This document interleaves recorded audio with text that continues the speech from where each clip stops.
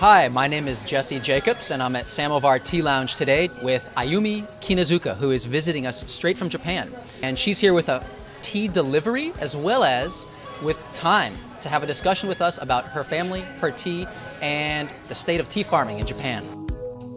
I'm from Shizuoka, Japan, which is west of Tokyo, 1 hour away. I'm an organic tea farmer, and we mainly make green tea, and also for the second crop, we make a black tea in end of June. The tea production is usually between March to end of October. So during the winter time, we make 5 different kinds of oranges, organic oranges.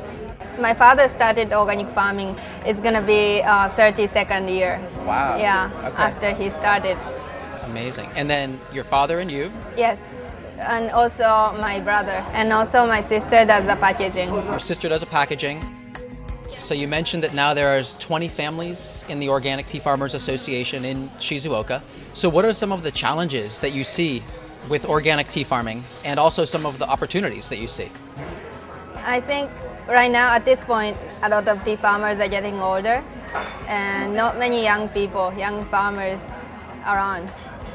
One reason is the price, because many tea farmers they sell their products not directly to the consumers like we do. They sell their tea to the market, and the price of the market is just keep falling every year. One reason is now people do not drink the tea from the teapot. Instead of that, they buy this bottled tea where they can buy at the vending machines or any convenience stores, and it's just like how the society is changing really rapidly after the World War II. You know, it's very industrialized country, and people do not have enough time to prepare their tea. Instead of that, they go to the store and buy this bottled tea, which is produced by the big companies, beverage companies. And it's just destroying the production in Japan.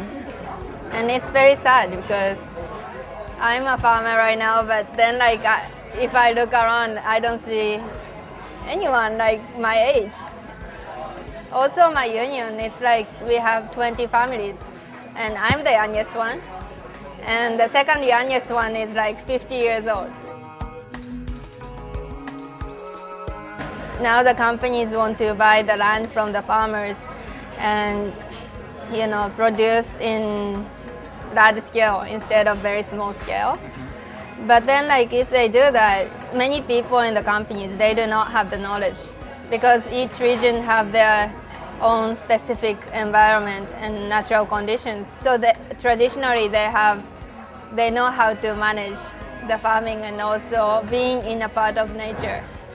So they can continue their production without depending on the chemicals and chemical fertilizer, pesticides, herbicides.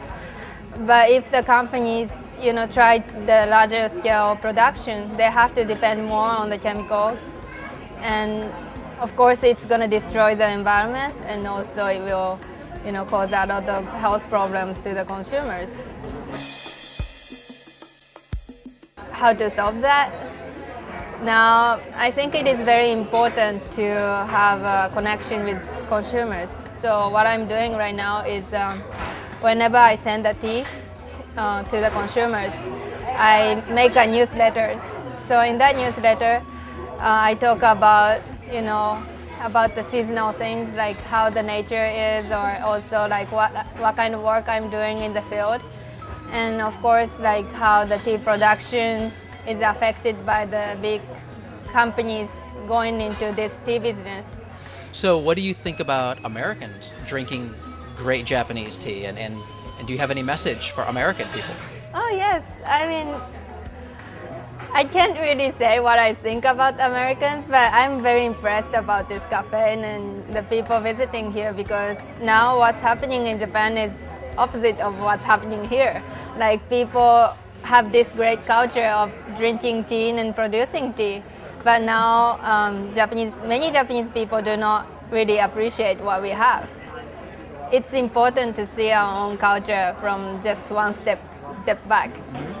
Sometimes it's easier from outside to see, what we really have. So I just wanted to let more people in Japan to know how this our culture is appreciated in the US. What do you feel is a good way that someone can make a difference? When you're looking at the consumer, you see the problems out there and the challenges. How does someone who's walking down the street, how can they make a difference? I think everybody has a power to make a difference because everybody is consumers, including myself. So by choosing the products that is good for the farmers as well as for the artists, that kind of choice has a power to change the world, I think.